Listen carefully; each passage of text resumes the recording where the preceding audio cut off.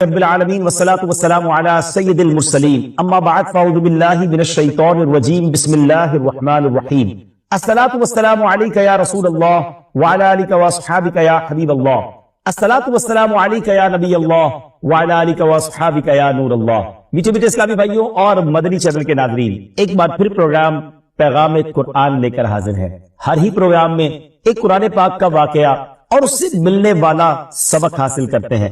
آج ایک بڑا ہی عجیب و غریب بھی اور دردناک واقعہ بھی ہے۔ نبی پاک علیہ السلام سے ہم سب کو بے انتہا محبت ہے اور یہ ایمان کی جان ہے۔ نبی پاک سے محبت نہیں تو ایمان بھی کمپلیٹ نہیں ہوتا، اور جب نبی پاک علیہ السلام کو تکلیف پہنچے یا نبی پاک علیہ السلام کو کسی طرح کی کوئی ایذا پہنچے تو یقیناً جب امتی اس کو پڑھتا ہے، سنتا ہے تو دل پر بھی تکلیف ہوتی ہے۔ ایک ایسا ہی واقعہ جس میں ہمارے آقا علیہ السلام کو تکلیف پہنچائی گئی، نبی پاک علیہ السلام پر جادو کیا گیا۔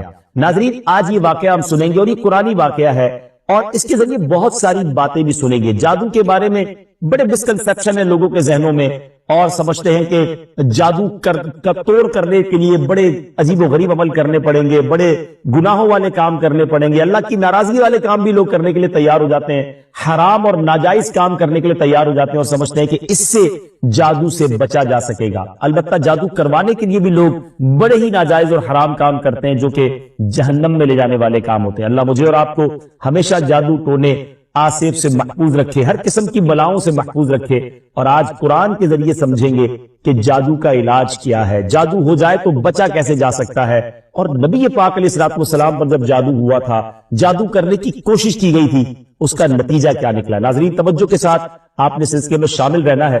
روایت یہ ہے کہ لبید بن عاصم یہودی اور اس کی بیٹیوں نے نبی پاک علیہ السلام پر جادو کر دیا، جس کا اثر پیارے آقا علیہ السلام کے جسم پر نمودار ہوا۔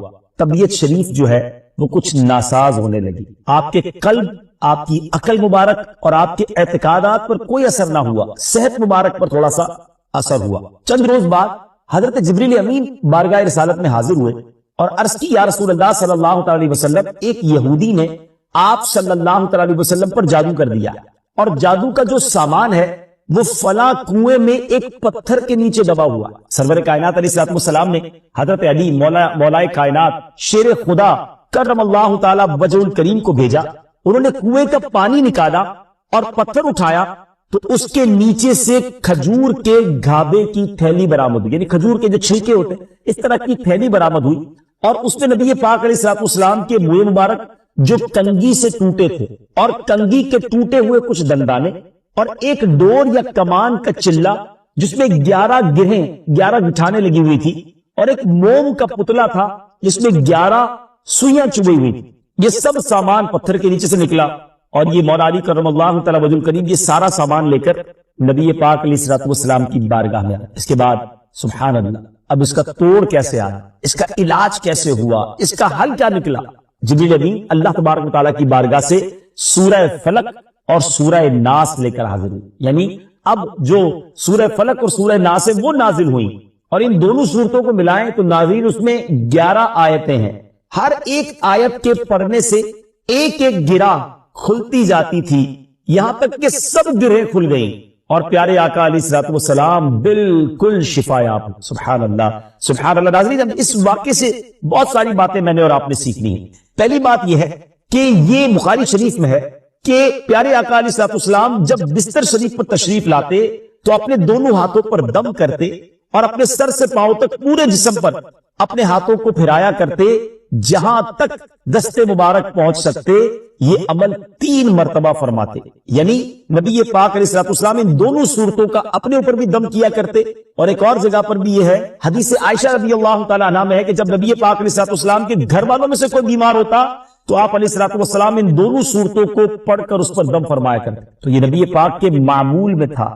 تو آج اگر ہم میں بھی کوئی بیمار ہو جائے، فیملی میں کوئی بیمار ہو جائے، اپنے آپ کو من آفتوں سے بچانا چاہتے ہیں تو اول آخر 3 بار درود پاک پڑھیں، سورہ فلق اور سورہ ناس کی تلاوت کریں، اپنے ہاتھوں پر دم کر کے اپنے جسم پر پھیر لیں، کسی مریض پر دم کر دیں، انشاءاللہ اس کی برکت ملے گی۔ یہاں ایک اور مسئلہ بھی سیکھنے کو ملے گا کہ تعویذات اور عملیات میں جس میں کوئی لفظ کفر و شرک کا نہ ہو وہ جائز ہے۔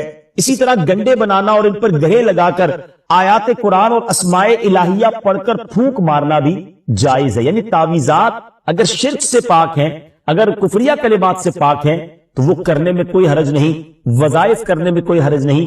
یہ قرآن و حدیث سے ثابت ہے اور آپ نے یہ سنا. ناظرین، سیکھنے کو کیا مل رہا ہے؟ خلاصہ یہ ہوا کہ سورہ فلق یعنی قل اعوذ برب الفلق اور قل اعوذ برب الناس، یہ دونوں صورتیں جن اور شیاطین، نظر بد اور آسیب اور تمام امراض خصوصاً جادو ٹونے کا مجرب علاج ہے. ان کو لکھ کر تعویذ بنائیں، گلے میں پہنائیں اور ان کو بار بار پڑھ کر مریض پر دم کریں اور کھانے اور پانی اور دواؤں پر پڑھ کر تھوک دیں اور پھر مریض کو کھانا وغیرہ کھلائیں. انشاءاللہ عز و جل ہر مرض اور بالخصوص جادو ٹونا دفع ہو جائے گا، مریض شفا یاب ہو جائے گا. اسی طرح قرآن مجید کی دوسری تمام صورتوں کے خصوصی خواص ہیں جن کو بہت خوبصورت کتاب جنتی زیور ہے اس میں بھی آپ پڑھ سکتے ہیں ناظرین. اسی طرح ہمیں چاہیے کہ قرآن پاک کی تلاوت کرتے رہیں. قرآن پاک کی ہر حرف میں شفا ہے، برکتیں ہیں. اور آج خاص طور پہ ہمارے ناظرین کو گویا وظیفہ، قرآنی وظیفہ مل رہا ہے. بہت سارے ناظرین یہ گزارش کرتے ہیں کہ ہمیں کوئی وظیفہ بتایا جائے. تو دیکھیں آج تو قرآن کے ذریعے، اور وہ وظیفہ جو نبی پاک کو رب کی طرف سے عطا ہوا، پیارے آقا علیہ الصلوۃ والسلام کو بھی شفا نصیب ہوئی، تو ہمیں ضرور اس کو اپنانا چاہیے. ناظرین، اس سے پہلے کہ میں مزید اس معاملے میں آگے بڑھوں، میں چاہتا ہوں کہ دونوں صورتوں کی تلاوت اور اس کا ترجمہ پہلے سن لیتے ہیں اور پھر مزید اس بارے میں بات کرتے ہیں کہ اس حیرت انگیز واقعے سے مجھے اور آپ کو مزید کیا سیکھنے کو ملتا ہے. پہلے سورہ فلق کی تلاوت ہوگی، سورہ ناس کی تلاوت ہوگی. میں یہاں ایک اور بات بھی کہنا چاہوں گا. کچھ لوگ یہ کہتے ہیں جناب ہم وظیفہ کرتے ہیں، اثر نہیں ہوتا، برکت نہیں ملتی. پہلے یہ چیک کر لیں کہ آپ کے مخارج ٹھیک ہیں، آپ تلاوت صحیح مخارج کے ساتھ کرتے ہیں. تو اب جو تلاوت آپ سنیں گے نا تو اس میں یہ بھی چیک کر لیں کہ آپ کیا اسی طرح کے تلفظ کے ساتھ پڑھتے ہیں، اور اگر مسٹیک کر رہے ہیں تو قرآن پاک صحیح طریقے سے پڑھیے، پھر دیکھیے اس کی کیسی برکتیں ملیں. آئیے سورہ فلق اور سورہ ناس کی تلاوت اور اس کا ترجمہ. قل اعوذ برب الفلق من شر ما خلق ومن شر غاسق اذا وقب ومن شر النفاثات في العقد ومن شر حاسد اذا حسد. تم فرماؤ میں اس کی پناہ لیتا ہوں جو صبح کا پیدا کرنے والا ہے، اس کی سب مخلوق کے شر سے، اور اندھیری ڈالنے والے کے شر سے جب وہ ڈوبے، اور ان عورتوں کے شر سے جو گروہ میں پھونکتی ہیں، اور حسد والے کے شر سے جب وہ مجھ سے جلے.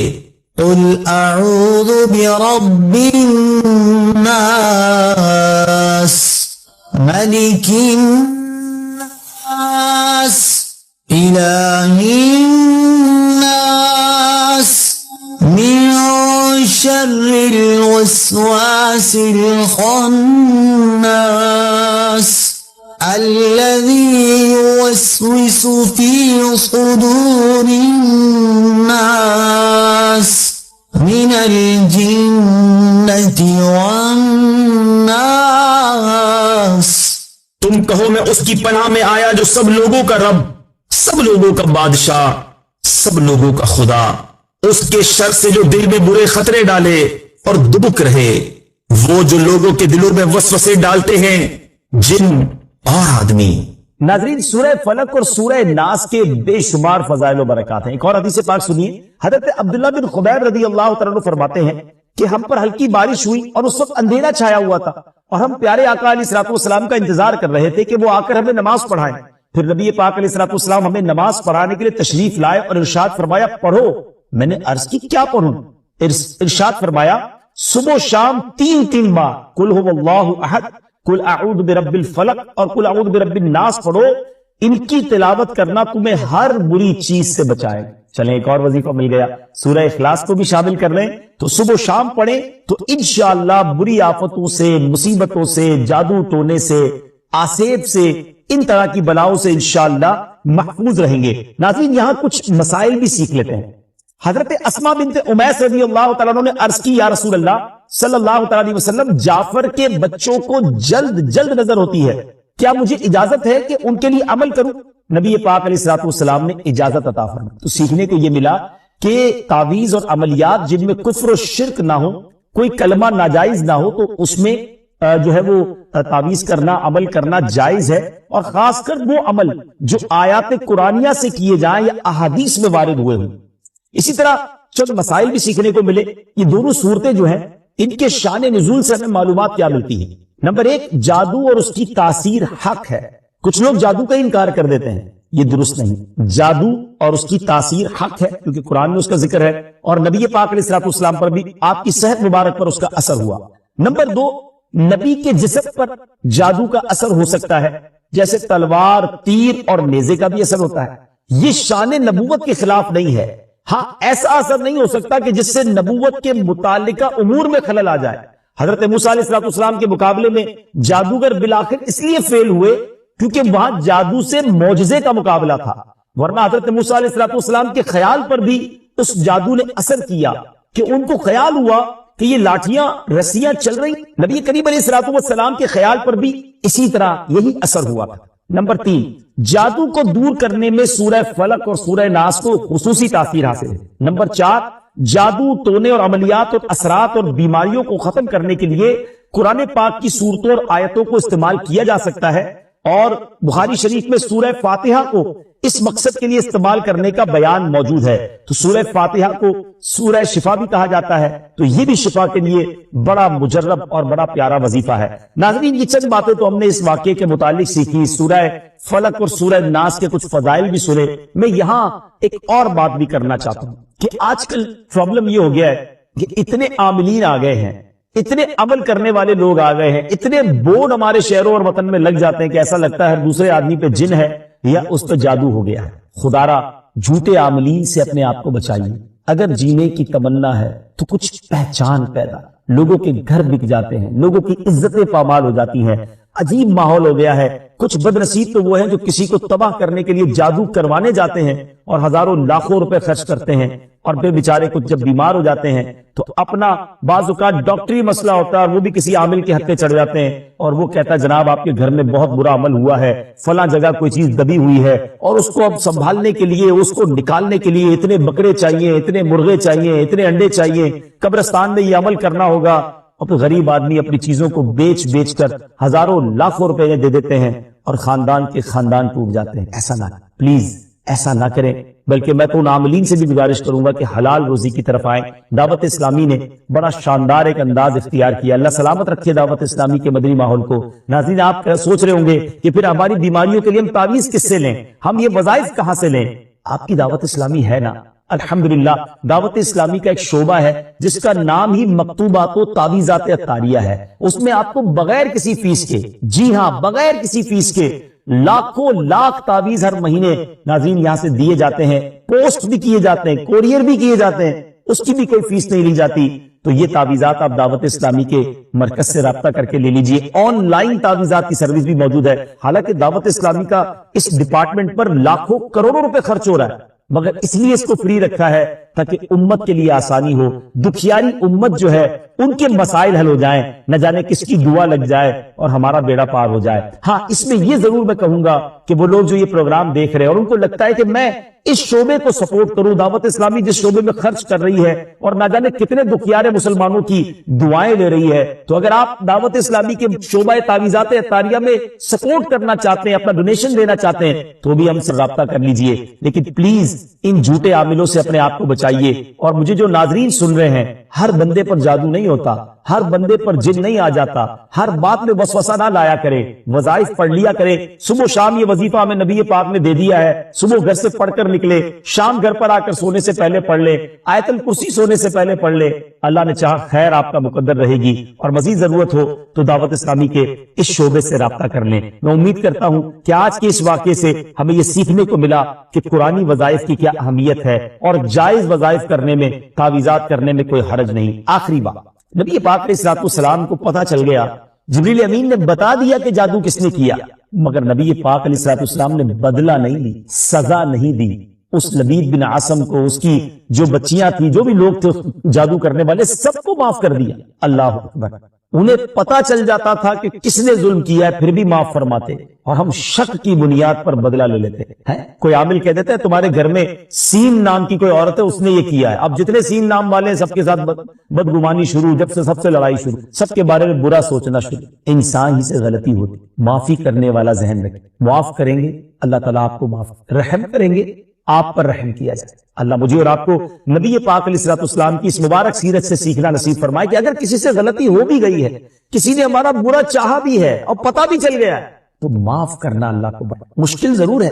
دل چاہتا ہے میں بھی بدلہ لوں، لیکن مزہ بھی تو یہی ہے نا کہ دل چاہ بھی رہا ہے، غلط بھی کیا ہے سامنے والے نے، میں بدلہ لے بھی سکتا ہوں، پھر بھی اللہ کی رضا کے لیے معاف کر دیں اور اس نیت سے معاف کریں، میرے مالک میں تیرے بندے کو معاف کر رہا ہوں، تو مجھ گناہگار کو اللہ کریم ضرور کرم فرمائے۔ اور یہی اسلام کی خوبصورتی ہے۔ اللہ مجھے اور آپ کو معافی اور درگزر کا ذہن نصیب فرمائے۔ ہمارے سلسلے پیغام قرآن میں یہی کوشش کرتے ہیں کہ قرآن پاک سے کوئی میسج، کوئی پیغام آپ کی طرف بڑھایا جائے، تو آج الحمدللہ آپ کے لیے یہ پیغام تھا کہ قرآن پاک پڑھیے، اس پر عمل کیجئے، اس کو پڑھ کر اپنے اوپر دم بھی کیجئے، اور پھر کسی سے غلطی ہو جائے تو معاف نہیں۔ وقت ہوا ہے ایک اگلے سیگمنٹ کا، جس کا نام ہے تعارف قرآن۔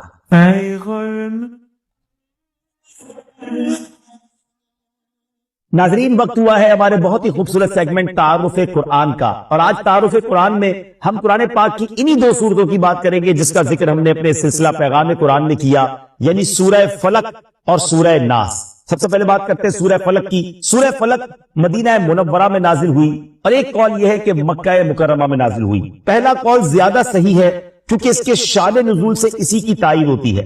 رکوع اور آیات کی تعداد، اس صورت میں 1 رکوع اور 5 آیتیں۔ فلق نام رکھنے کی وجہ، فلق کے کئی معنی ہیں اور یہاں اس سے مراد صبح ہے، اور چونکہ اس صورت کی پہلی آیت میں لفظ موجود ہے، اس مناسبت سے اسے سورہ فلق کہتے ہیں۔ پیارے آقا علیہ الصلوۃ والسلام نے ایک بار اس سورت کے بارے میں ارشاد فرمایا، کیا تم نے نہیں دیکھا کہ آج رات مجھ پر ایسی آیتیں نازل ہوئی ہیں جن کی مثل نہیں دیکھی گئی؟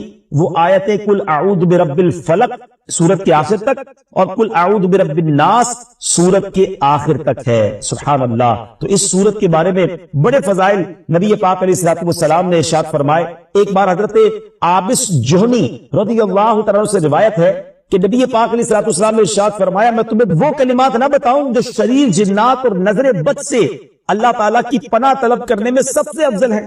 انہوں نے عرض کی، یا رسول اللہ صلی اللہ تعالیٰ علیہ وسلم کیوں نہیں، آپ ضرور بتائیے۔ ارشاد فرمایا وہ کلمات یہ دونوں صورتیں ہیں، قل اعوذ برب الفلق اور قل اعوذ برب الناس۔ سبحان اللہ۔ اب آئیے سورہ ناس کے بارے میں کچھ سن لیتے ہیں، اس کی فضیلت بھی جان لیتے ہیں۔ سورہ ناس جو ہے ناظرین، یہ قرآن پاک کی ترتیب کے لحاظ سے سب سے آخری سورت ہے۔ اس کا مقام نزول، سورہ ناس زیادہ صحیح قول کے مطابق مدنی ہے۔ اس سورت میں 1 رکوع اور 6 آیتیں ہیں۔ الناس نام رکھنے کی وجہ، عربی میں انسانوں کو الناس کہتے ہیں، اور اس سورت کی پہلی آیت میں یہ لفظ موجود ہے، اس مناسبت سے اسے سورہ الناس کہتے ہیں یا اسے سورۃ الناس کہتے ہیں۔ سورۃ الناس کے مضامین، اس سورہ مبارکہ میں ان جنات اور انسانوں سے اللہ تعالیٰ کی پناہ مانگنے کی تعلیم دی گئی ہے جو لوگوں کے دلوں میں وسوسے ڈالتے ہیں۔ سورہ فلق کے ساتھ اس کی مناسبت کیا ہے؟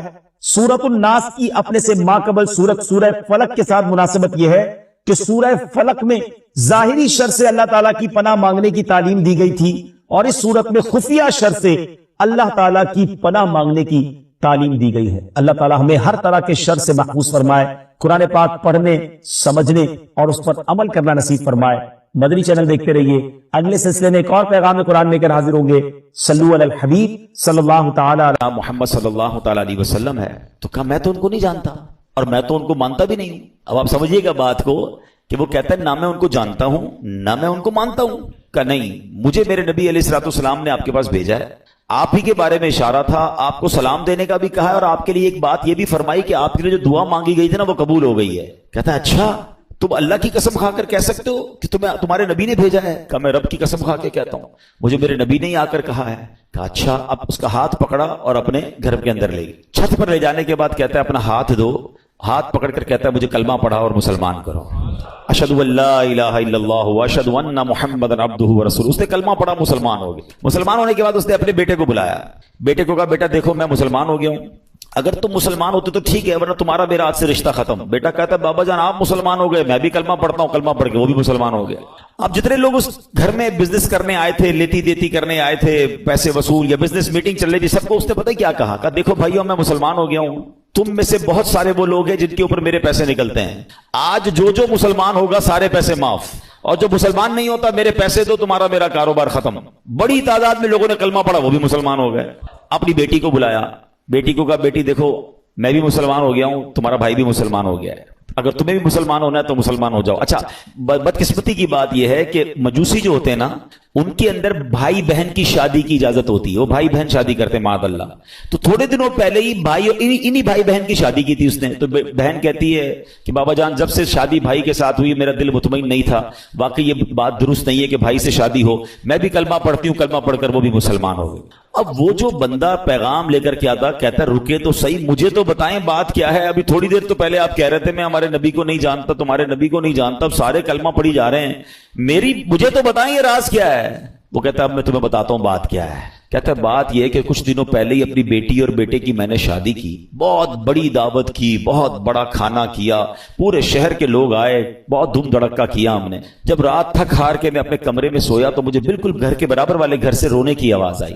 میں نے کان لگائے تو بچیاں تھیں اور کہہ رہی تھی امی جان یہ ہمارے پڑوسی نے ہمارے ساتھ اچھا نہیں کیا۔ ماں کہتی کیا ہوا؟ کہا امی جان اتنے اچھے اچھے کھانے بنائے، ساری رات خوشبو آتی رہی، ہمیں کھانا نہیں بھجوایا، ہم بھوکی سو گئیں، حالانکہ ہم اللہ کے آخری نبی صلی اللہ علیہ وسلم کی اولاد میں سے ہیں۔ وہ سید فیملی تھی۔ یہ کہتے مجھے نہیں پتا تھا کہ مسلمانوں کے نبی کون ہیں اور ان کا کیا مرتبہ ہے، مجھے یہ پتا چلا کہ یہ ان کے نبی کی اولاد ہے، اور میں بے قرار ہو گیا کہ سارے شہر نے کھایا، میں پڑوسیوں کو بھول گیا۔ اس نے فوراً جناب اپنے خادمین کو کہا اچھے سے کپڑے تیار کرو، کپڑے تیار کیے، کھانا پیک کیا اور فوراً ان کے گھر پہ کھانا بھجوایا۔ تھوڑی دیر بعد کہتا ہے اب میں نے پھر کان لگائے تو ماں کہتی دیکھو بیٹا پڑوسی کتنا اچھا ہے، کھانا بھی بھجوایا، کپڑے بھی بھجوائے، اب بچوں کھانا کھا لو۔ کہ ماں ہم کھانا کیسے کھائیں، ہمارا پڑوسی تو مسلمان ہی نہیں ہے۔ تو ماں کہتی بیٹا اللہ کی طرف سے رزق آیا ہے کھا لو۔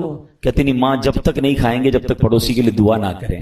ان سیدزادیوں نے ہاتھ اٹھائے اور دعا کرنے لگی کہ یا اللہ ہمارے پڑوسی کو ایمان کی دولت عطا فرما دے، اور آج اس نے ہماری دستگیری کی ہے، ہماری مشکل آسان کی ہے، بروز قیامت ہمارے نانا جان کی سے شفاعت نصیب فرما۔ پڑوسی کہتا ہے تم نے جب آ کر کہا نا کہ جناب رسول اللہ نے مجھے سلام بھیجا ہے اور کہا ہے دعا قبول ہو گئی ہے، تو میں سمجھ گیا ہوں کہ میرے ایمان لانے کا وقت آ گیا ہے، اب میں مسلمان بھی ہوتا ہوں۔ اور سنو یہ بھائی بہن کی جو میں نے شادی کی تھی نا میرے بیٹے اور بیٹی کی، 50% جائیداد تو میں نے ان کے نام کر دی تھی، 50% اپنے لیے رکھی تھی، اب تو ویسے ان کی شادی ختم ہو گئی، یہ میری جائیداد کا 50% میں تمہیں دیتا ہوں، جاؤ تو اپنے بال بچوں پہ خرچ کرو۔ وہ بندہ جو ایک دن پہلے جس کے بچے بھوکے سو رہے ہیں وہ اربوں پتی ہو جاتا ہے، وہ پورے جائیداد کا 50% لے کر گھر آتا ہے۔ اب اس واقعے کو لکھنے کے بعد میرے پیارے اسلامی بھائیوں علماء نے بہت خوبصورت باتیں اس پہ ارشاد فرمائی۔ اب ذرا اس ایک واقعے کو اگر سمجھیں کہ مشکل ہو، پریشانی ہو، تکلیف ہو، دنیا والوں سے نہ مانگیں۔ ایک یہ بھی بڑا پرابلم ہو گیا ہے کہ آج تھوڑا سا پرابلم ہو تو دوسروں سے مدد مانگنے نکل پڑتے ہیں۔ خودداری یہ ہے کہ میری پرابلم میں جانوں، میرا رب جانے، کسی کا احسان کیوں اٹھائیں، کسی کو حالات کیوں بتائیں، تم ہی سے مانگیں گے تم ہی دو گے، تمہارے در سے ہی لو لگی ہے۔ ہم نے دیکھا ہے جو ایک بار ہاتھ پھیلاتا ہے نا پھر اس کا ہاتھ پھیلا ہی رہتا ہے۔ اللہ سے ہمیشہ دعا کرنا اے اللہ ہمیں صرف دینے والا ہاتھ عطا فرما، کبھی مانگنے والا ہاتھ نہ عطا فرما۔ مشکل آتی ہے انسان پر، کوشش کرے کہ کسی کی مدد نہ لینی پڑے۔ اللہ اور اس کے رسول اپنے معاملات کم کر دیں، اپنے خرچے کم کریں، اپنے معاملات کو جتنا ہو سکے منیمائز کر دیں، تو کسی سے مدد نہ مانگیں۔ اور یہی اسلام کو مطلوب ہے کہ بندہ خودداری کے ساتھ چلے۔ اور پھر سبحان اللہ درود پاک کیسا وظیفہ ہے کہ پھر غیب سے مدد ہوتی ہے جب بندہ اللہ اور اس کے رسول کی طرف توجہ کرتا ہے نا۔ شاعر کہتے ہیں نا ہر درد کی دوا ہے، ہر درد کی دوا ہے صلی علی محمد، تعویذ ہر بلا ہے صلی علی محمد صلی اللہ علیہ وسلم۔ تو ہمیں درود پاک کثرت سے پڑھنا ہے۔ اور ادھر امیر آدمی کے ساتھ کیا ہوا کہ آل رسول کی خدمت، سید زادگان کی خدمت کی تو اللہ نے اسے ایمان کی دولت عطا فرما دی۔ تو یہ بھی اپنی زندگی کا حصہ بنائیں۔ میں مشورہ دوں گا میرے پیر و مرشد امیر اہل سنت، فاؤنڈر آف دعوت اسلامی مولانا محمد الیاس اتار قادری صاحب بڑی پیاری توجہ دلاتے ہیں۔ آپ فرماتے ہیں جس نبی کے در کا صدقہ ہم کھاتے ہیں نا ان کی آل کی خدمت کیا کرو، وہاں سے اور عطا کیا جائے گا۔ تو ہمیں کیا کرنا چاہیے؟ اپنی انکم کا पॉसिबल हो ना तो 1%, 2% जितनी अल्लाह ने आपको तौफीक दी है वो फकत सैयद साहिबान के लिए अलग रख लें। अपने ऑफिस में एक अकाउंट खोलें कि जनाब मेरी जितनी इनकम होगी मैं इतना % जो है वो आले रसूल की खिदमत करूंगा। आप ये करके देखें, आप हैरान हो जाएंगे आपकी रोजी पे कितनी बरकत आना शुरू हो जाती है। मैं आपको इसको लॉजिकली समझाता हूं। कोई आपका दोस्त हो, आपके घर पे आए, आपके बच्चों को तोहफा दे और बार बार आपके बच्चों को गिफ्ट भिजवाता रहे, आपके बच्चों के लिए खैर खाई का इजहार करे, आपके बच्चों का ख्याल रखे, आपको कैसा लगता है कि अरे मेरे बच्चों से कितना प्यार करता है। बच्चे तो प्यार करते ही करेंगे आपके उस दोस्त से, आपको भी प्यार हो जाएगा। मुझे बताएं ना, कोई उम्मती जब नबी पाक के बच्चों से प्यार करेगा, आका की आल की खिदमत करेगा, तो नबी पाक को कितना प्यारा लगेगा वो है। फिर वहां से एक निगाह रहमत होनी है ना। सारे बिगड़े काम सफर जाने हैं। बरेली के ताजदार आला हजरत यही तो समझाते हैं कि तेरी नस्ले पाक में है बच्चा बच्चा नूर का, तेरी नस्ले पाक में है बच्चा बच्चा नूर का, तू है ऐने नूर, तेरा सब घराना नूर का। सरकार की आल की खिदमत ये बहुत बड़ी सादत है। कोई एक फैमिली ढूंढ ले, कोई एक खानदान ढूंढ ले और बस उसको बांध ले कि भैया मैंने इसकी खिदमत करनी है। ये समझ ले आप उसकी खिदमत नहीं कर रहे हैं, ये आप उसको पेश कर रहे हैं और उसकी बरकतें आपको मिलना शुरू हो जाएंगी। देखिए सैयद साहिबान का एक मसला भी समझ लें। आज के दौर में प्रॉब्लम ये, लोग पहले तो ज़कात पूरी नहीं निकालते, ज़कात के अलावा पैसे वैसे ही नहीं देते। अब सैयदों को ज़कात वैसे नहीं लगती, वो तो माल का मैल है ना, मैल दोगे क्या माल का सरकार की आल को। तो अब वहां देना तो साफ पैसा चाहिए था, लोग साफ पैसा खर्च ही नहीं करते। तो सैयद साहिबान कहां जाएंगे? जो गरीब सैयद साहिबान है वो किधर जाएंगे? हमें ये ख्याल रखना होगा कि जैसे मेरे बच्चे हैं ना, ये मेरे आका अलैहिस्सलाम की औलाद है, ये उनकी नस्ल में से हैं। तो जिस तरह अपने बच्चों का ख्याल रखते हो, ऐसे कोई एक फैमिली, कोई एक बच्चे जो है, कुछ बच्चे सैयद फैमिली के अपने जिम्मे ले लें और फिर आप देखें इंशाअल्लाह। और आप गौर करेंगे ना, आपको आसपास ही मिल जाएंगे, बस ऐसा नहीं मिलेंगे। आप थोड़ा सा गौर करेंगे, हो सकता है आपके मुलाजमीन में से कोई होंगे, आपके आसपास पड़ोसियों में से कोई सैयद फैमिली निकल आएगी। तो ये खिदमत करें और फिर देखें कि इसकी बरकतें कैसे नसीब होती हैं। अल्लाह पाक हम सबको आले रसूल का खिदमतगार बना दे। हैं वो पढ़ते हो ना शजरे में शेर, दो जहां में खादिमे आले रसूलुल्लाह कर दो, जहां में खादिमे आले रसूलुल्लाह कर, हजरते आले रसूले मुक्तदा के। हाँ, जिसको इधर भी नौकरी आले रसूल की मिल गई ना, पंजतन की गुलामी इधर मिल गई और उधर भी नौकरी मिल गई, इससे अच्छी कौन सी नौकरी है? नियाजी साहब लिखते हैं ना, मुझ पे कितना नियाजी करम हो गया, दुनिया कहने लगी पंजतन का गधा, इस घराने का जब से मैं नौकर हुआ, सबसे अच्छी मेरी नौकरी हो गई। आका की आल का गुलाम बन जाऊं, उनका नौकर बन जाऊं, और क्या चाहिए? फिर देखो कैसा नवाजते हैं इंशाअल्लाह। तो नियत करें इंशाअल्लाह आले रसूल की खिदमत करेंगे। दुरूद पाक पढ़ लीजिए मोहब्बत के साथ, सल्लु अलल हबीब, अल्लाहुम्मा सल्लि अला सय्यिदिना व मौलाना मुहम्मदिन अदद मा फी इल्मिल्लाहि स्वलातन दाइमतन बिदवामी मुल्किल्लाह। शैतान कितना बड़ा दुश्मन है, कुरान पाक आपने पढ़ा सुना होगा, बार बार, एक जगह नहीं कई बार कुरान में फरमाया, इन्नहु लकुम अदुव्वुम मुबीन, शैतान तुम्हारा खुला दुश्मन है। एक जगह इरशाद होता है, इन्न शैतान लकुम अदुव्वुन फत्तखिज़ूहु अदुव्वा, फरमाया बेशक शैतान तुम्हारा दुश्मन है और तुम भी इसे अपना दुश्मन समझो। प्रॉब्लम यह कि कुरान बार बार ये समझा रहा है कि तुम्हें उससे दुश्मनी रखनी है, दोस्ती नहीं कर लेनी, उसके वार समझने हैं। देखिए दुनिया का दस्तूर समझिएगा, जब तक एनिमी की चालें नहीं पता होंगी ना, एनिमी के अटैक्स पता नहीं होंगे कि कहां कहां से हमला करता है। कई मुल्कों की फौजें डिजाइन ही उस तरह होती है कि एनिमी के पास कौन सा वेपन है, दुश्मन फौज के पास वेपन, हमारे पास भी उसका तोड़ होना चाहिए, है उसके पास एयरक्राफ्ट कैसे, वैसे ही हमारे पास, जैसे रॉकेट वैसा हमारे पास नेवी जैसी। बंदा यही तो सोच के प्लान करता है कि दुश्मन किधर से अटैक कर सकता है। तो शैतान को तो अल्लाह कुरान में फरमा रहा है तुम्हारा दुश्मन, और तुम भी उसे दुश्मन समझो। मगर बदकिस्मती यह है कि बहुत बड़ी तादाद जो है वो शैतान से दुश्मनी नहीं दोस्ती कर लेते हैं। कितनी बुरी बात है, अल्लाह का भी दुश्मन है, हमारा भी दुश्मन है और उससे दोस्ती कर रहे हैं। कुरान में एक जगह इरशाद फरमाता है, अफतत्तखिज़ूनहु व ज़ुर्रियतहु औलिया मिन दूनी व हुम लकुम अदुव्व बि'स लिज़्ज़ालिमीन बदला।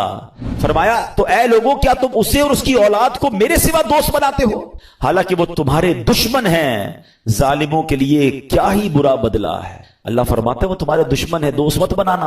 اور یہ اتنا خطرناک دشمن ہے، اتنا مکار دشمن ہے، اس کے ایسے ایسے وار ہیں آپ حیران ہو جائیں گے. شیطان کبھی ادھر سے حملہ کرتا ہے، کبھی ادھر سے. اچھا پرابلم یہ کہ ایک تو شیطان کو پہلے سیویئر دشمن سمجھنا شروع کر دیں. مثال کے طور پہ آپ کو کوئی یہ کہہ دے کہ یار ایک بندہ ہے، اس نے پلان کیا ہے کہ آپ کو مار دے گا. آپ بتائیں کہ آپ سکون سے سو جائیں گے؟ آپ پریشان ہو جائیں گے کہ اچھا میری جان لینا چاہتا ہے. ہاں، وہ اس نے بنا پلان کیا ہوا کہ آپ کو اڑا دے گا. اب آپ پولیس کے پاس جائیں گے، آپ اپنے گارڈز رکھنے کی کوشش کریں گے، معلومات کریں گے یار اس کا پلان کیا ہے، کیسے اٹیک کرے گا. دنیا میں کوئی میری جان لینا چاہے، جان لے سکے نہ لے سکے، میری نیند تو اڑا دیتا ہے. تھریٹ آ جائے تو بندہ، کسی کو پرچی آ جائے، کراچی میں تو بہت سارے واقعات چلتے رہتے ہیں نا.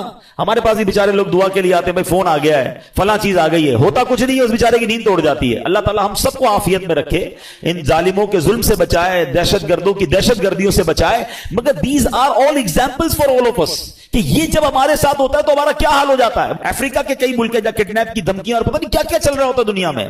اچھا آپ میں سے کچھ لوگ ہوں گے کہیں گے یار مجھے تو کوئی دھمکی نہیں آئی، اللہ کا شکر، اللہ کرے کبھی آئے بھی نہ آپ کو. مگر یہ والی دشمنی تو قرآن نے بتا دی ہے نا، یہ دھمکی تو آپ کے پاس موجود ہے، یہ اٹیک، اور یہ دشمن آپ کا بھی ہے. وہ دشمن ہو نہ ہو، یہ دشمن سب کا ہے. قرآن کہہ رہا ہے تمہارا کھلا دشمن ہے. کیا اس کے لیے کوئی پلاننگ کی؟ اس سے بچنے کا کوئی غور کیا؟ اس کے لیے کسی کے پاس گئے کہ یار یہ کدھر کدھر سے حملہ کر سکتا ہے؟ مجھے ایک بات بتائیں، کوئی میری جان لے سکتا ہے دنیا میں، میری دولت لے سکتا ہے، مگر یہ سب چیزیں کم ہے.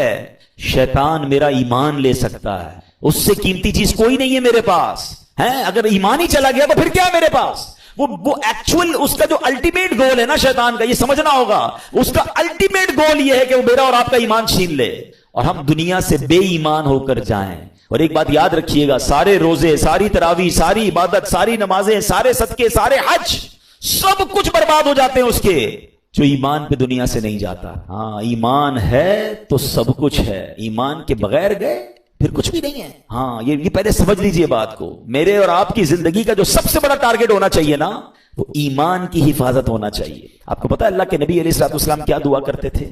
یا مقلب القلوب ثبت قلبی علی دینک.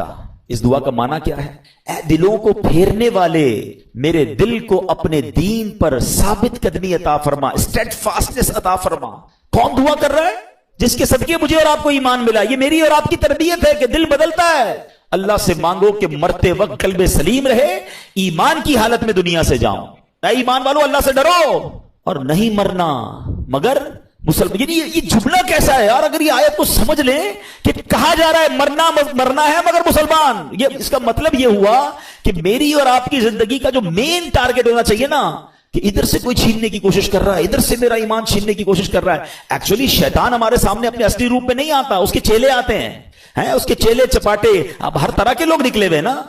کبھی چینل پر، سوشل میڈیا پر کوئی قرآن کا انداز بیان کر رہا ہے، کوئی دین کا نیا انداز لے کر آیا ہے، کہیں نہ کہیں سے اٹیک کر کے آپ کا ایمان چھیننا چاہتا ہے. اعلیٰ حضرت امام اہل سنت نے 100 سال پہلے کہہ دیا تھا، سونا جنگل رات اندھیری، چھائی بدلی کالی ہے، سونے والوں جاگتے رہیو، چوروں کی رکھوالی ہے. یہ تو 100 سال پہلے کا تھا، اب تو کتنے فتنے ہیں. پتہ ہے اعلیٰ حضرت نے کیا کہا؟ آنکھ سے کاجل صاف چرا لیں یا وہ چور بلا کے ہیں، تیری گٹھڑی تاکی ہے اور تو نے نیند نکالی ہے. ہمیں پتہ ہی نہیں ہے، لوگ ہمارے ایمان کے پیچھے پڑے. ہم کہتے نہیں یار میں تو اس کی بھی سنتا ہوں، میں تو اس کی بھی سنتا ہوں، میں بد مذہبوں کے ساتھ بھی بیٹھتا ہوں، کچھ غیر مسلم دوست بھی بنائے ہوئے ہیں، میں سب کے ساتھ بیٹھتا ہوں. جناب نہیں، ایمان بچانا ہے تو ایسی محفلوں، ایسی گیدرنگز کو چھوڑنا ہوگا، سب کی نہیں سننی ہے. ہم اتنے مضبوط نہیں ہیں کسی کی سننے سے. آپ کو پتا ہے نبی پاک علیہ الصلوۃ والسلام نے حضرت عمر فاروق رضی اللہ عنہ کو تورات پڑھنے سے منع فرما دیا تھا. وہ کون ہے؟ حضرت عمر فاروق. اب بتائیے میری اور آپ کی کیا اوقات ہے؟ بندہ کہتا ہے میں ذرا دوسروں کی کتابیں بھی پڑھوں گا، دوسروں کے دلائل بھی سنوں گا. ارے پہلے مجھے اپنے دین کے بارے میں کچھ پتا نہیں ہے اور میں چلا سب کی باتیں سننے.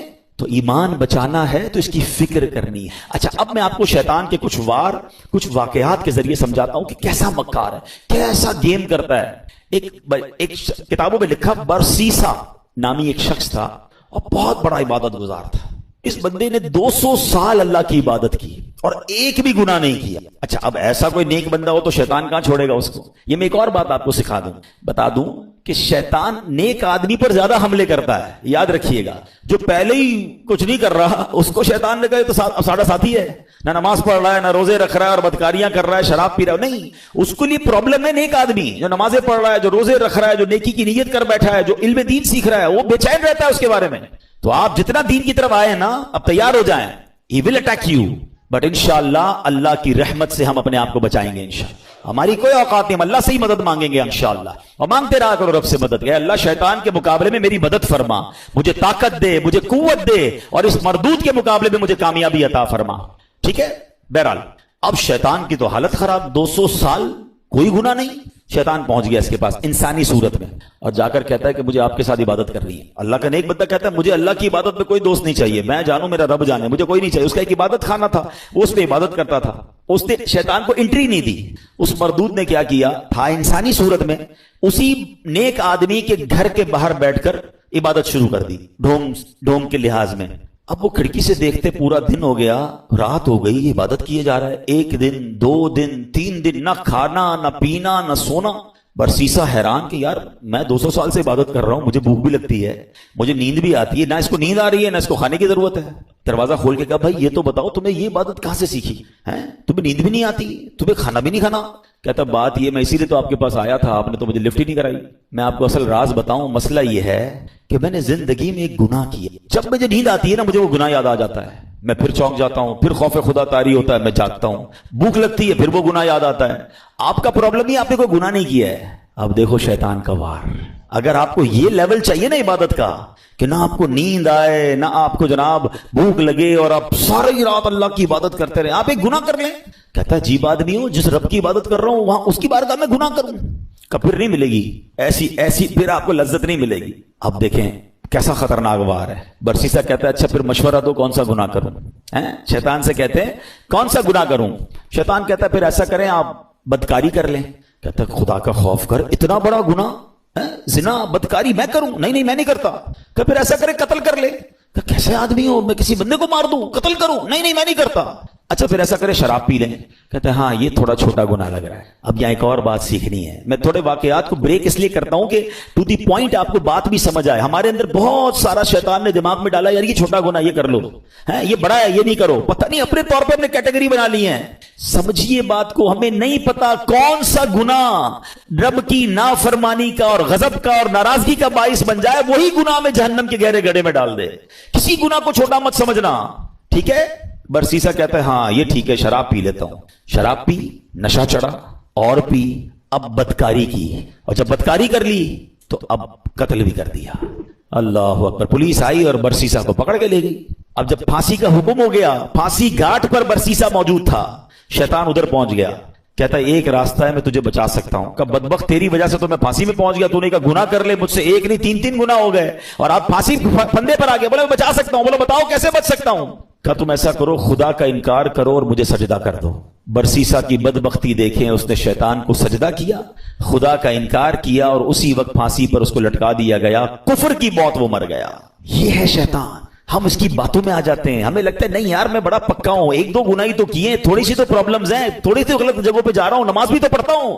کوئی یوں ہی لے جاتا ہے, وہ ایک کر کے سٹیپ بائی سٹیپ ہم پہ اٹیک کرتا ہے.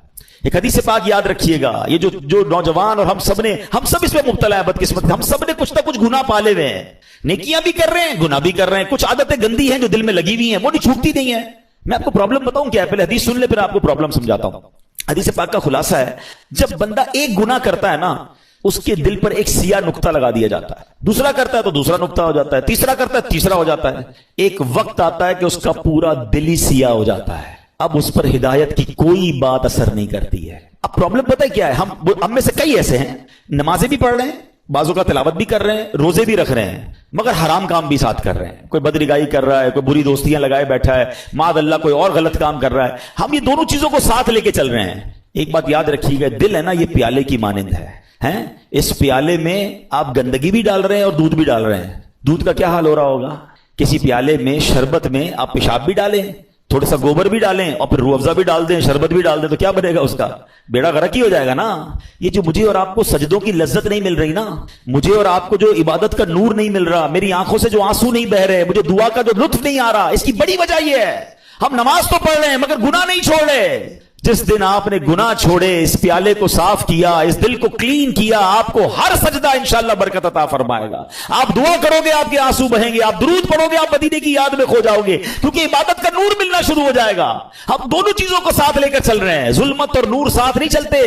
پہلے دل کو ان گندگیوں سے پاک کریں, پھر دیکھیں آپ کو عبادت کا نور کیسے ملتا ہے. تیار ہو جاؤ, شیطان کے واروں میں نہیں آنا. میں کون کون سا آپ کو واقعہ سناؤں, ایک اور واقعہ سنیے گا, یقین کریں ڈر لگتا ہے ایسی باتیں سن کر. پہلے تو یہ جو ہمیں نا پہلے بے خوف نہیں ہونا ہے, اللہ کی خفیہ تدبیر سے ڈرتے رہیں. ہم نے روزے رکھے, نمازیں پڑھی, تراویح پڑھی, کئیوں نے قرآن پڑھے, کئیوں نے زکاتیں دی. بھائی اب تو جناب کمال ہو گیا, بھائی بہت عبادت کر لی, اب تو جنت ہی اپنا پکا ٹھکانہ ہے, انشاءاللہ اللہ کی رحمت سے جنت میں جائیں گے. مگر اللہ کے خوف سے بے خوف نہیں ہونا ہے, ایمان کی حفاظت کی فکر کرنی ہے. سیدی اعلیٰ حضرت امام اہل سنت فرماتے ہیں کہ علماء فرماتے ہیں جس کو سلب ایمان کا خوف نہ ہو, ایمان کے چھن جانے کا خوف نہ ہو, نزا کے وقت اس کا ایمان چھن جانے کا شدید خطرہ ہے.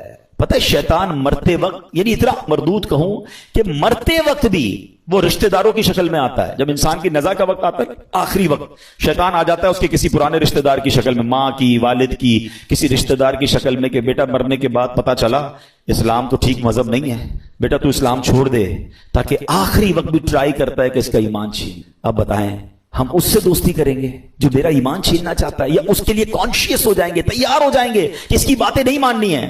حضرت امام ابو محمد فرماتے ہیں 3 بڑے عبادت گزار شخص تھے, حج کے لیے روانہ ہوئے. راستے میں ایک غیر مسلموں کی بستی میں قیام کیا. یہ بری صحبتوں کی آپ کو ایک نحوست بھی بتاتا ہوں. بندہ پتہ نہیں کبھی کہاں رہتا ہے, کبھی کن کے ساتھ رہتا ہے, سوچتا بھی نہیں ہے. غیر مسلموں کی بستی میں رہے. اب اس تینوں میں سے ایک بندے کی ایک عورت پہ نظر پڑی, ایک لڑکی پہ نظر پڑی, بڑی خوبصورت تھی. اس کا اس پہ دل آ گیا. ساتھیوں سے کہتا تم جاؤ حج پر, میں ذرا پیچھے آتا ہوں. کسی بہانے سے خود رک گیا, وہ ساتھی روانہ ہو گئے. یہ پہنچ گیا اس کے والد کے پاس کہ مجھے تمہاری بیٹی سے شادی کرنی ہے. کہ میری بیٹی کا مہر تم ادا نہیں کر سکو گے, بہت ہیوی ہے, بہت مہنگا ہے. کہ بتاؤ تو صحیح کیا ہے. کہ مہر یہ ہے کہ تم اسلام چھوڑ دو اور غیر مسلم ہو جاؤ. ساری زندگی جس کی عبادت میں گزری, شیطان نے ایسا حملہ کیا, عورت کا ایک ایسا جال پھینکا اس کے دل پر کہ اس شخص نے اسلام کو چھوڑا اور غیر مذہب اختیار کر لیا. حج پہ جا رہا تھا, سفر کون سا تھا, حج کا. سوچئے شیطان کب کہاں کیسے حملہ کر سکتا ہے, آپ سوچ نہیں سکتے. میری زبان نہیں اٹھ رہی ہے مگر اشارے میں بتا دیتا ہوں. طواف کے دوران کیا کچھ ہوتا ہے, ایسی باتیں سامنے آئی ہیں کہ زبان بھی نہیں اٹھتی کہ یار ادھر بھی. لیکن شیطان, ہم سمجھتے کعبے کے سامنے کچھ نہیں ہو سکتا. آپ اپنے گھر میں سوچ رہے ہو میں محفوظ ہوں, کعبے کے سامنے بہکاتا ہے وہ, ادھر غلط کام ہو جاتے ہیں. چوری پکڑتے ہوئے نہیں پکڑے جاتے حرم کے اندر ہیں. سوچئے شیطان سے کوئی محفوظ نہیں ہے. اپنے آپ کو سیکیور مت سمجھو, اس کی فکر کرنی ہے, دعائیں مانگنی ہے, اس کا علاج کرنا ہے اور اپنے آپ کو ان بری صحبتوں سے بچانا ہے. اب کیا ہوا, غیر مسلم ہو گیا. تھوڑے عرصے کے بعد اس بندے کا اسی مذہب پہ وصال ہو گیا, یعنی کفر پر ہی مر گیا. وہ جو دوست تھے نا حج پر گئے تھے, کچھ عرصے بعد اس بستی میں آئے گئے, یار پوچھے تو صحیح دوست کدھر ہے. کسی نے بتایا اس نے تو مذہب بھی بدل لیا اور اسی مذہب پر, کفر پر اس کی موت بھی ہو گئی. کہا یار قبر ہی بتا دو. قبر پہ گئے تو اس قبر کے کنارے ایک عورت 2 بچوں کے ساتھ بیٹھی رو رہی. عورت سے پوچھا تم کون ہو؟ کہا میں اس کی بیوی ہوں جس کی وجہ سے اس نے میرا مذہب اختیار کیا. دوست رونے لگے اور اس عورت کو بتایا کہ پتہ ہی ہمارا دوست کیسا تھا, کتنی عبادت کرتا تھا, کتنے روزے رکھتا تھا, بہت اللہ کا نیک بندہ تھا, اور دیکھو اس بیچارے کا اس کے ساتھ ہوا کیا کہ ایمان ہی چلا گیا. عورت نے جب یہ سنا کہ میرا شوہر اتنا نیک تھا, اس کے دل میں اسلام کی محبت آئی. وہ عورت کلمہ پڑھ کر مسلمان ہو گئی. ہائے ہائے ہائے, اس واقعے کو لکھ کر جو علماء نے باتیں لکھی ہیں نا, رونگٹے کھڑے ہو جاتے کہ یہ ہے اللہ کی خفیہ تدبیر. وہ جس عورت کے لیے غیر مسلم ہوا, وہ غیر مسلم کی موت مرا, اور اس کے مرنے کے بعد اللہ نے اس عورت کو ایمان کی دولت عطا فرما دی. یہ اللہ پاک کے فیصلے ہیں. اللہ کی خفیہ تدبیر سے ڈرو, اپنے ایمان کی فکر کرنی ہے, شیطان کے واروں سے بچنے کا ذہن بنانا ہے. اللہ کرے آج کے اس بیان میں ہم یہ سمجھ جائیں اور پریپیئر ہو جائیں کہ رمضان کے بعد ہمیں اس مردود کی بات نہیں ماننی ہے. ایک بزرگ کے بارے میں آتا ہے, بڑا کمال کا انہوں نے سوال کیا. ایک بار نیک آدمی کی شیطان سے ملاقات ہو گئی. انہوں نے شیطان سے کہا کہ اے ابلیس بتا میں تیرے جیسا کیسے بن سکتا ہوں. Very strange question. ابلیس کہتا ہے پوری دنیا میں آج تک کبھی مجھ سے کسی نے ایسا سوال نہیں کیا, میرے جیسا کون بننا چاہتا ہے. کہ بس تو بتا دے تیرے جیسا بننے کا طریقہ کیا ہے. ابلیس تو خوش ہو گیا, چلو ایک دوسرا پارٹنر ملا, بھائی کوئی تو ہے جو میرے جیسا بننا چاہتا ہے. کہ بہت آسان ہے میرے جیسا بننا. آپ 2 کام کر لیں کہ آپ نمازوں میں سستی کریں اور جھوٹی ہو یا سچی بس زیادہ قسمیں کھایا کریں. اور نیک شخص پتہ کیا کہتا ہے, میں اللہ تعالیٰ سے وعدہ کرتا ہوں زندگی میں آئندہ کبھی یہ 2 کام نہیں کروں گا. شیطان کہتا ہے آپ نے دھوکہ دیا مجھے, مجھ سے میرا راز لے لیا. میں بھی وعدہ کرتا ہوں کہ آئندہ کبھی کسی کو نصیحت والی بات نہیں بتاؤں گا. مگر what we get from that incident, یہ دو باتیں بڑی خطرناک ہیں. نمازوں میں سستی اور یہ بات بات پر قسمیں کھانا. کچھ لوگوں کا تو تقیہ کلام ہے, اللہ کی قسم, رسول کی قسم. ارے بھائی تم سے قسمیں کس نے بولا ہے؟ ہر بات میں قسم کھانی ہے. سودا بیچنا ہے تو قسم, کیوں قسمیں کھانی ہے؟ پلیز قسموں کی عادت ختم کریں. یہ سودا بک تو جاتا ہے قسمیں کھا کے, برکت اڑ جاتی ہے. لیکن پہلی بات زیادہ سیویئر ہے نا, نمازوں میں سستی. ہم زبان سے نہیں کہتے مگر ہم زبان حال سے پریکٹیکلی کیا میسج دے رہے ہوتے ہیں کہ اے شیطان جب تک تو بند تھا نا تب تک ہم اللہ کے بندے تھے, تب تک مسجدوں میں جاتے رہے. اب جب تیری باری ختم, اب تو چھوٹ کے آئے گا تو ہم اب تیری بات مانیں گے. کیا اس بار بھی ایسا پیغام دو گے؟ نیت کر لیں انشاءاللہ, کچھ بھی ہو جائے اس بار مسجد چھوڑ کے نہیں جائیں گے انشاءاللہ. نمازوں کی پابندی کریں گے. یہ شیطان کا وار ہے, وہ پہلے سست کرتا ہے نماز میں. یاد رکھیے گا, پہلے آپ کی جماعت جائے گی, ٹھیک ہے, اس کے بعد وہ کہے گا سنتیں پڑھنے کی کیا ضرورت ہے, نفل پڑھنے کی کیا ضرورت ہے. یہ بڑا مکار ہے. آپ دیکھیے پتہ ہے شیطان کے پلاننگ کیا ہوتی ہے. اتنا مکار ہے کہ نمازی کو یہ نہیں بولے گا نماز چھوڑ دے. پتہ یہ پکا ہے بھائی نمازی کہ جماعت چھوڑ دینا یار, کوئی بات نہیں, گھر میں بھی تو ہو ہی جاتی ہے. پہلے جماعت چھوڑوائے گا, مسجد سے دور کر دیا. اب کہے گا یار اتنی بڑی نماز پڑھنے کی کیا ضرورت ہے, نفل تو چھوڑ دے. ڈائریکٹ نفل چھوٹیں گے. پھر کہے گا سنتیں چھوڑ دے, سنتیں چھوٹیں گی, اور آخر میں آپ کا فرض بھی چلا جائے. یہ آپ کے میرے حصار ہیں, یہ عبادتوں کے حصار ہیں. یہ آپ سمجھیے گا. آپ کے گھر میں باؤنڈری ہوتی ہے نا, میری نماز کا حصار کیا ہے, میرے فرض کا حصار ہے واجب. یہ سمجھ لیں باؤنڈری ہے. واجب کے بعد ایک باؤنڈری ہے سنت کی, اس کے بعد ایک باؤنڈری ہے نفل کی. اگر میں نے نفل پکڑ کے رکھے نا میرے سنت نہیں جائے گی, اگر سنت پکڑ کے رکھے تو واجب نہیں جائے گا, واجب پکڑ کے رکھے تو فرض نہیں جائے گا, اور یہ سب چھوڑتا گیا تو ایک ایک کر کے وہ سب لے جائے گا. اچھا یہ ایک اور اس کی مکاری بتاؤں. پہلے تو پلان کرتا ہے کہ کسی نیک آدمی سے کوئی بڑا گناہ کرا دے, شراب پلا دے, بدکاری کروا دے, قتل کروا دے. جب یہ دیکھتا ہے نا یار یہ تو کچھ کر ہی نہیں رہا ہے, میری مان ہی نہیں رہا ہے, تھکتا نہیں ہے. یاد رکھیے گا اتنا خطرناک اینیمی ہے, اس کو نیند نہیں آتی, ہمیں نیند آتی ہے. ہم اس کو دیکھ نہیں سکتے, وہ ہمیں دیکھ رہا ہے. بلکہ روایتوں میں آیا یہ ہمارے بلڈ میں, ہماری رگوں کے اندر چل رہا ہوتا ہے. اتنا خطرناک دشمن ہے, اور ہم سوئے ہوئے ہیں, ہمیں فکر ہی کوئی نہیں ہے. ایک نعرہ لگاتے ہیں شیطان کے خلاف جنگ جاری رہے گی, صرف نعرہ لگاتے ہیں, کمبل اوڑھ کے سو جاتے ہیں. او بھائی تیار بھی تو کرو اپنے آپ کو کہ کیسے جنگ لڑو گے, ٹھیک ہے. اب جب یہ دیکھتا ہے نا کہ یار یہ نیک نمازی آدمی ہے, نہ شراب پی رہا ہے, نہ بدکاری کر رہا ہے, نہ قتل کر رہا ہے, نہ کسی کو ظلم کر رہا ہے, اب کیا کروں, تھکتا نہیں ہے. اب اس کو کہتا ہے عبادت میں اس کی عبادت کم کروا دوں, گناہ نہیں کروا پا رہا نا, اس کے درود کم کروا دوں, اس کی تلاوت کم کروا دوں, اس کی جماعت چھوڑوا دوں. اچھا اب دیکھتا ہے یہ بھی نہیں کر پا رہا. اب یہ شیطان کا ایک ایسا آلہ آ گیا ہے کہ جس کے گھر میں ٹی وی نہیں تھا, جس کے گھر میں کبھی فلم VCR نہیں آیا تھا. یار ہم کئی ایسے لوگوں کو جانتے ہیں جنہوں نے کبھی زندگی میں فلمیں نہیں دیکھی تھی, مگر یہ ایک ایسا آلہ آ گیا کہ ایک بٹن دباؤ تو پتہ نہیں دوسری دنیا میں بندہ پہنچ جاتا ہے. اب نیک نمازی آدمی سے بھی اس کے ذریعے گناہ کرواتا ہے. میرے ہی پیسے لگے, میں ہی انٹرنیٹ کا بل بھر رہا ہوں, میں نے ہی لاکھوں روپے کا موبائل لیا اور مجھے ہی جہنم میں لے جا رہا ہے. کیا بے وقوفی ہے یار. سوچئے یہ شیطان کے وار ہیں, یہ ساری روحانیت منٹوں میں برباد ہو جاتی ہے جب آپ اپنی آنکھیں حرام دیکھتی ہیں. اچھا پھر ایک اور کیا کرتا ہے کام, دیکھیں میں آپ کو کچھ شیطان کی چالیں بتا رہا ہوں. ایک اور پھر پتہ کیا کرتا ہے کہ اگر آپ کسی نیکی میں بہت ساری نیکی کر ہی رہے ہیں, صدقہ بھی دے رہے ہیں, زکوٰۃ بھی دے رہے ہیں, خیرات بھی دے رہے ہیں, اب اس کا ایک اور وار یہ کہ یار نیکی تو کر لی اس نے, اب یہ کہتا ہے اس کی نیکی برباد کرواؤ. اب نیکی برباد کیسے ہو سکتی ہے بھائی, میں نے کر تو لی, نماز بھی پڑھ لی, روزہ بھی رکھ لیا, صدقہ بھی دے دیا, رسید بھی آ گئی, فطرہ بھی دے دیا. نہیں جناب, he have some weapons to destroy your all good deeds. اب کیسے, اب وہ بندے کو کہتا ہے اس کو لوگوں کو بتا. اب ریاکاری شروع کرے گا, میں ذرا لوگوں کو بتاؤں بھائی میں نے تو بڑی رات کو 5,000 روپے خرچہ کیا, میں نے مہنگا والا فطرہ دیا ہے, میں جناب تہجد بھی پڑھتا ہوں, میں تو جناب قرآن 3 بار ختم کیا ہے. اب لوگوں کو بتانا شروع کریں گے. سمجھیے یہ بات, یہ شیطان کا بڑا خطرناک وار ہے. آج کسی سے ملاقات کرے نا, آئی صاحب کیسے ہیں, طبیعت ٹھیک ہے, بس اللہ کا بہت کرم ہے جناب, 2010 میں حج پہ گیا تھا تو 2015 سے 5 بار عمرہ کر چکا ہوں الحمدللہ. ہمارے گھر کے برابر میں جو مسجد ہے اس کی چھت بھی ہم نے ڈلوائی تھی, بس افطاری کا سامان بھی اپنے گھر سے ہی جاتا ہے. 5-7 منٹ میں حاجی صاحب نے 15 سال پرانی نیکیاں ساری گنوا دی.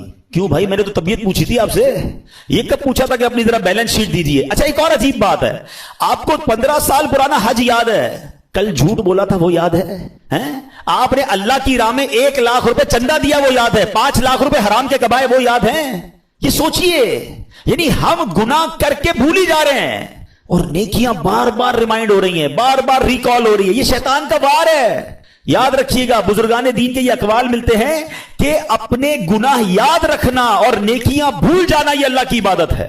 اور ہمارا سرکل ہی الٹا ہے, ہمیں گناہ تو یاد ہی نہیں ہے. यकीन करें 1 हफ्ता पुराना गुनाह याद नहीं होगा आपको और मुझे, लेकिन 25 साल पुरानी बचपन की नेकी भी याद होगी। क्यों? ये शैतान का वार हम समझ नहीं पा रहे। ये हमारे साथ गेम करता है कि नेकी कर ली ना, पहले तो कोशिश की ना करें, अब कर ली तो छुपाने नहीं देता, और फिर बार बार पहले तो कहते थे नेकी कर दरिया में डाल, अब नेकी कर फेसबुक पे डाल, हैं? और जनाब अब तो एक राशन का बोरा देते हैं, 5 आदमी सेल्फी खिंचवा रहे हैं, उस गरीब का भी मजाक उड़ा रहे हो यार। क्यों? अल्लाह की राह में दे रहे हो, लोगों को दिखाने के लिए दे रहे हो। ये बहुत बड़ा लॉस करते हैं अपना, करोड़ों रुपए बांट कर भी सवाब ना मिले। आप सोचिए, इसको इस तरह समझिए कि एक बंदा कयामत के दिन जाए और उसको पता हो कि यार इतने रोजे, इतने हज, इतनी ज़कातें देकर आया हूं, और उसको कहा जाए कि जाओ हमारे पास तुम्हारे लिए आज कुछ भी नहीं है, उन लोगों से मांगो जिनके लिए दिखाने के लिए किया था। इससे बड़ी मायूसी होगी? कयामत के दिन कोई और तरीका होगा वो नेकियां रीगेन करने का? नहीं, ये नल एंड वॉइड हो जाती है नेकियां। ये शैतान का बहुत खतरनाक वार है जो लोग नहीं समझ रहे। लेकिन नहीं जनाब, हमें तो दुनिया को, अच्छा सिर्फ खर्चे की बात नहीं है, हर इबादत है। तवाफ करने तो वहां से लाइव आ रहे हैं, वहां से सेल्फियां बन रही, काबे को पीट करके दुआएं करके दिखा रहे हैं, गुंबद खजरा को पीट करके लोगों, क्यों ये सब हो रहा है? आप सोचिए, वो तकद्दुस मुकामात को हम पामाल कर रहे हैं, हर हाथ में मोबाइल है, औरतें तवाफ कर रही हैं, आप दुनिया को दिखाने के लिए औरतों की वीडियो दुनिया को भेज रहे हैं। मक्का पाक में एक नेकी 1 लाख नेकी के बराबर है हुदूद हरम के अंदर, मगर एक गुना 1 लाख गुना के बराबर है। अच्छा, लोगों को यह भी अकल नहीं है कि अपने घर वालों को कहते हैं मैं तुम्हें काबा दिखा रहा हूं। अरे घर वालों की तो वीडियो बंद कर दो, आपकी घर की औरत दुनिया पीछे तवाफ करते हुए उसको देख रही है, वो किस हालत में बिस्तर पर बैठी सोई। अच्छा, घर का कोई फर्द बैठा है, क्यों? मतलब इतना भी सेंस नहीं है यार। मतलब आप सोचे तो सही कि वो मकाम क्या ये वीडियो बनाने का है? वहां तो गुनाह याद आते, वहां आंसू बहते। मुजरिम किसी बादशाह के दरबार में जाए और ये नियत लेके जाए कि मैं गुनाहगार हूं, पकड़ा ना जाऊं, माफी मिल जाए। अरे वहां तो ये कैफियत होनी चाहिए, मैं माफी मांगने आया हूं, मैं बख्शवाने आया हूं, मेरे हाथ में बेड़ियां हैं और मैं छुड़वाने आया हूं। इस कैफियत में तवाफ करो यार, इस कैफियत में मदीने जाएं कि मुजरिम हूं जहां भर का, महशर में भरम रखना, रुसवाए जमाना हूं दामन में छुपा लेना। ये कैफियत होनी चाहिए ना। चला हूं एक मुजरिम की तरह मैं जानिबे तैबा, नजर शर्मिंदा शर्मिंदा, बदन लर्जीदा लर्जीदा। मगर क्या करें, इस दिल का तसल्ली नहीं होती यार, जब तक लोगों को पता ना चले कि मां बदौलत हर साल रमजान में उम्रा करते हैं, 27वीं को फला जगह पे था तो 29वीं को फला जगह पर था। तो यार सोचिए ये क्या कर रहा है, ये शैतान के वार समझिए। पहले ही थोड़ी नेकियां हैं हमारे पास, वो भी लोगों को दिखा के क्या बर्बाद कर देंगे। थोड़े दिनों पहले हमने एक और टॉपिक डिस्कस किया था कि शैतान हमसे एक और क्या मिस्टेक करवाता है, हमें गीबत करवाता है। और गीबत नेकियों को कैसे खा जाती है?